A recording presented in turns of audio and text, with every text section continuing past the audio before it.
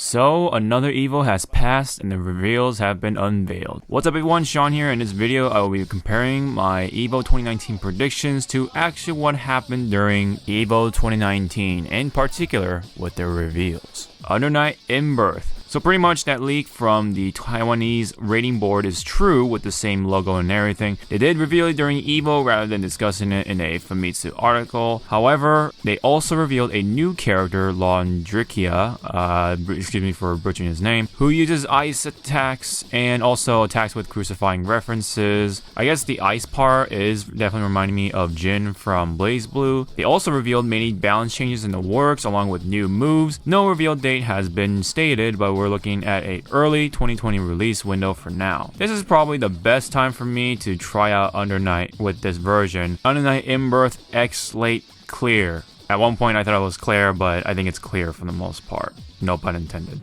Next on up to the plate is Smash Ultimate. Previously, I thought they announced a Nintendo Direct of some kind for the next character in Smash's DLC lineup, or even go as far as teasing it at EVO during Smash Finals, but nothing. Nothing was said. Zilch, nada, zip, nothing, not a thing. So we have to continue to dream about Shantae or whoever else making it into the roster for now. But I'm pretty damn sure they'll have some Nintendo Direct during the fall or winter or something. Maybe once Banjo comes out, then probably they'll tease the next fighter or whatever. Otherwise, they'll definitely do it during the Game Awards of this year. We have to remember that the DLC pack doesn't even end until next year, early 2020 or whatever. So keep that in mind. Now with Dragon Ball FighterZ, I feel that my prediction may be coming true of being no new seasons coming for FighterZ. I'm okay being wrong in the future, but that's just my thought for now. Otherwise, they did announce Janemba to be the last revealed character, while Gogeta's gameplay was revealed, with no further announcements about its future DLC. That does further cement my thoughts about being no more DLC and stuff. They're going to shift their focus on something else. We'll likely find out during the finals of the current World Tour, probably early next year or something like that. More on the ArcSys end of things, BlazBlue Cross-Tech Battle. As I predicted, they revealed the next fate, which was, what do you know? 7 Kagura, with Yumi as a start. No Melty Blood, no Million Blood Arthur, no Saber for, from Fate either.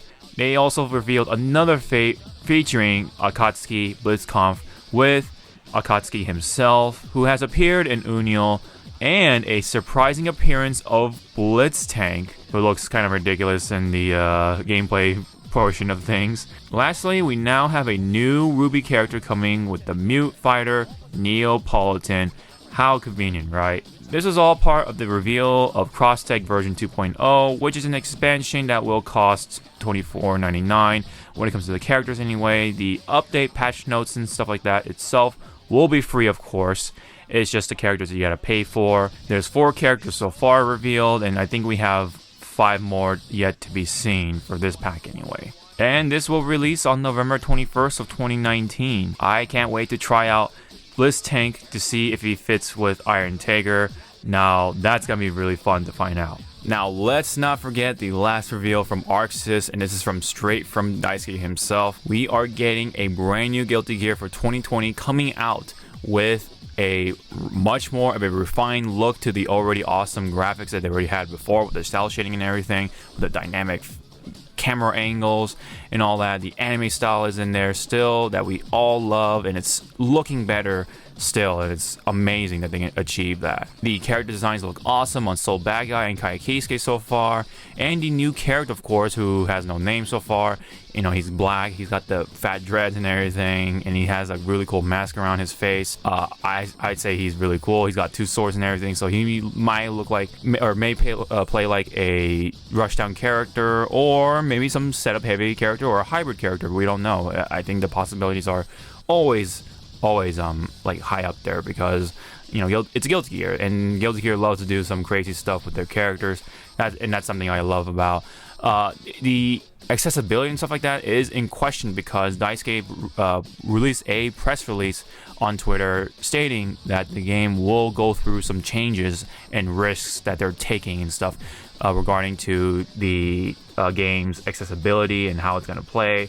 It's, it pretty much mentions that, oh, the existing players will like this, but also we're making it to where the new players can get into it as well. Now it could be as simple as like auto combos and stuff like that, or they're actually gonna change out the button layout and stuff, which is gonna be really weird if that's the case. It could be a 4-button fighter for all we know. I think it's for right now a 5-button fighter, if I'm correct, but I don't play Guilty Gear as much as some people.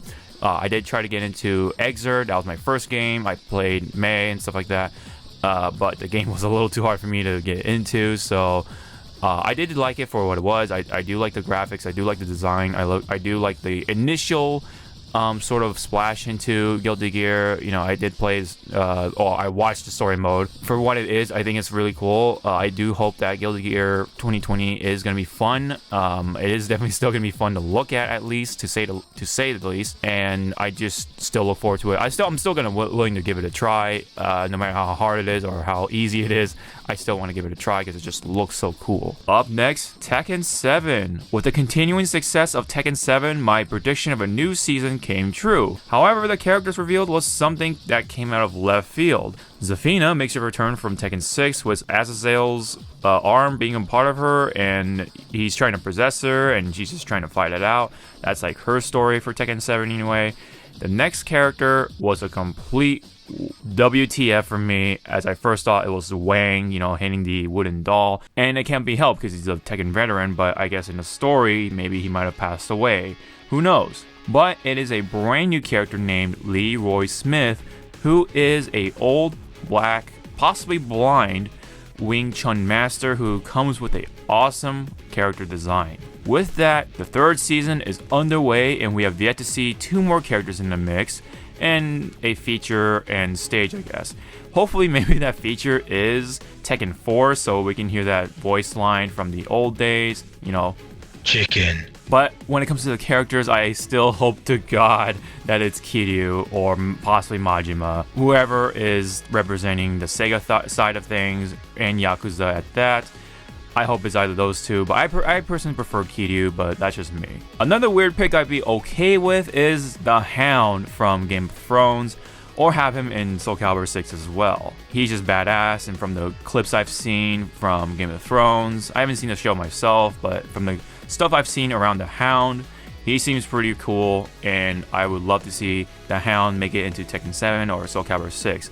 And now, speaking of which, I'm pretty happy to see Cassandra make it back into the mix with a nice redesign, and is just spunky as ever, of the 2 sisters anyway, comparing to Sophitia. Then they had a surprising reveal of Haomaru from Sam's show, making it into the roster as the guest character for the new DLC pack, and it has 3 more characters yet to be seen. With that, I'm pretty stoked that Soul Calibur is still getting continuing support with a new DLC pack, but also an overhaul of gameplay additions such as parrying, reversal edges.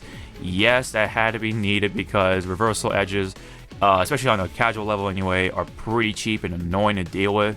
And you can also parry unblockable moves, which is pretty insane. I'm wondering if that takes meter to hit the unblockables away from you.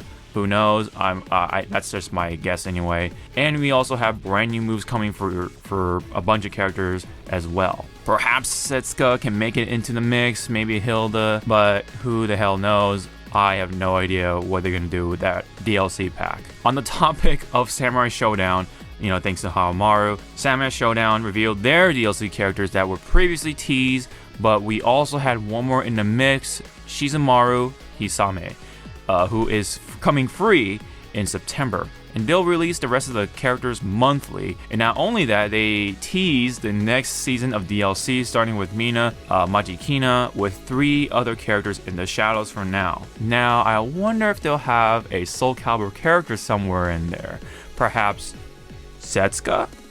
With the Sakura petals and everything. That was such a funny kind of debate from that trailer that led to my friend being kind of worked up after that. Meanwhile, SNK is working on KOF 15, it's in development, and they only revealed it via logo. That's something I definitely did not expect, but I'm happy to see that KOF is still getting love, and it's now moving on to the next step into the main series. Next up, Mortal Kombat 11. When it comes to Mortal Kombat 11, we actually didn't get much from this game other than Nightwolf's second fatality on Twitter, but we did get a combat cast with Nightwolf fully broken down, and he'll be coming August 13, which is pretty soon as I record this, and that was, I believe, separate from EVO, so take it as you will. The game also got updated with new patch notes for certain characters that were needed. That included Kotal Khan, I think Devora was one of them as well, so on and so forth. But no Sindel, no teasing of Spawn. Now, however, we do have something coming around August 22nd for more MK news. And woof, alright, this is gonna be a heavy part of this video. Street Fighter V Arcade Edition. Woof, man. Now, I did say something about having the most controversial weight on his shoulders out of all the games, and oof, this definitely had some controversy, alright. I think it definitely had the most controversy, period, for different reasons during the EVO times, because Steam leaked a big update to the game, who later apologized. In the update came with E Honda completing the World Warrior side of things, Poison, and the newly Lucia from Final Fight.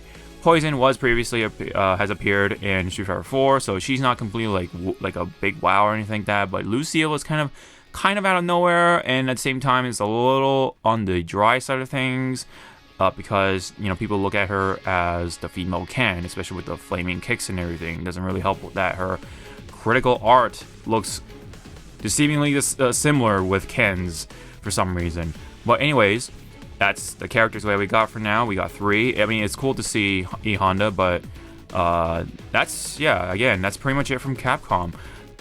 This was no less devastating for the fans because Street Fighter V's producer Yoshinori Ono, and his staff worked very hard to build up all that excitement, and it all just came crashing down because of a mistake on Valve/Steam's part.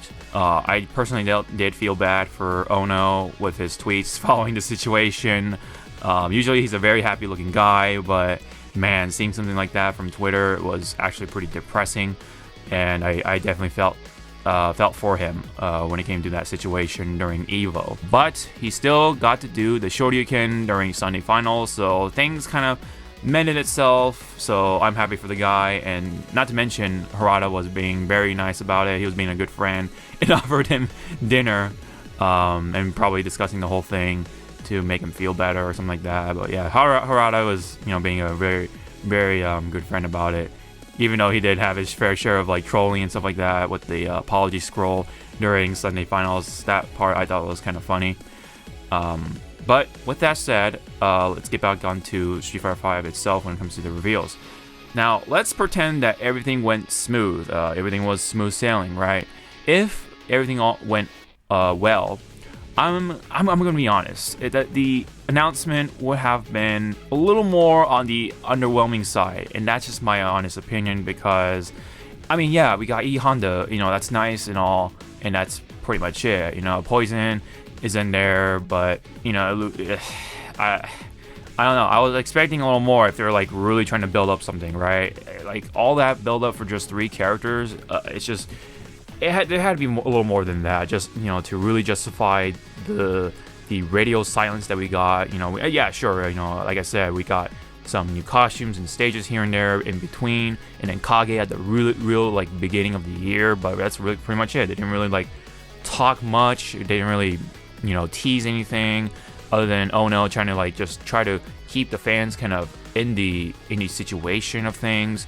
But ultimately, I think it was kind of on Capcom and the team and stuff, because they just decided to hold all this till EVO just to try to kind of build that excitement. And I think they got too greedy about that excitement, and one slip up, which these things are bound to happen in these industries, and that kind of came crashing down. It's they should have just, in my opinion, they should have just showed off these characters periodically, and then just go accordingly, one by one or something like that. It's something like that. It's just, I think it was just in the end, it was not worth the, you know, the aftermath that Ono had to go through and all that stuff. I mean, it's still bad. I still feel bad for the guy too and the crew. You know, they still worked hard for it, so it's still messed up that, you know, that, and it's unfortunate with Steam, you know, making that mistake of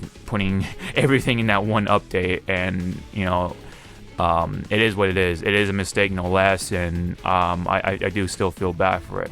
But, you know, back onto things, we didn't get any new mechanics, nothing else. We just had E Honda, Poison, and Lucia, you know, and they kind of did it to themselves. They took too long for just 3 characters. But let's not end it on that note. Ono did say that we are going to get more announcements for Street Fighter 5 later in November and December of this year. Definitely for December for sure. November is like I don't know sort of thing. I'm not too sure about that, but definitely December, because that's when Capcom Cup is happening. That's the final part of Capcom Pro Tour, as always, and they always have something exciting for Street Fighter 5 to announce. Last time they had Kage, and that was like the only thing they had to show, which was just okay. I mean, Kage was cool to see. You know, it's EVO Ryu. I love EVO Ryu, but that was it. You know what I mean? There was no other characters to show off. They should have just at least teased something. I would have been still okay with the shadows, but you know, like at the same time, why do it again? In that sense, because they've revealed all the characters before. You know, with Blanca, Sakura, Cody, blah blah blah. You know what I mean? Like Abigail. You know, that works. But yeah, that was all according to GameCrate.com/ EVO 2019 blah blah blah. I'll put that link in the description for the article. Now here's the surprising bit that came out of completely nowhere, like RKO status here. Back in 2016, when we joined forces with Riot, I said that we were going to go in the hole for a while, right? And I want to be able to let people in on maybe like the worst kept secret in the universe, which is I can confirm that we are working on a fighting game for Riot. Whoa! Whoa! Whoa! Whoa! You okay? Steve, this is Riot 2 Electric Boogaloo. So hold on. We got the confirmation of a Riot fighting game in the works, and I was like on a Twitter video when this person was talking to Sajam and Tasty Steve. Steve's mind was kind of mind blown, and it's quoted the worst kept secret when it comes to this. But there was speculation for a while, and now we got for sure a confirmation that this game is coming. It is an original IP, so don't expect it to be a League of Legends fighting game by no means, but it is going to have some guest characters from League of Legends for sure. It's got to happen, right? It is Riot here. So we'll see how the media handles this, how the people are going to handle this. Let's see how the drama goes with these kind of things, because it is Riot and the people who play League of Legends and the whole esports thing. We'll see how that rolls out, but I would like to try it out. I mean, it is a fighting game. I'm always willing to try out most fighting games, so maybe this will get me into the Riot scene or something like that, because I've never played League of Legends myself, and maybe that'll be my gateway drug to League of Legends. I don't know, but I'm not gonna just confidently say that, hey, this could be the time to get into League of Legends, by no means. But anyways, we are nonetheless getting a Riot branded fighting game of some sorts, and I can't wait to see it. So with that concludes my damage report of my predictions and how they fared.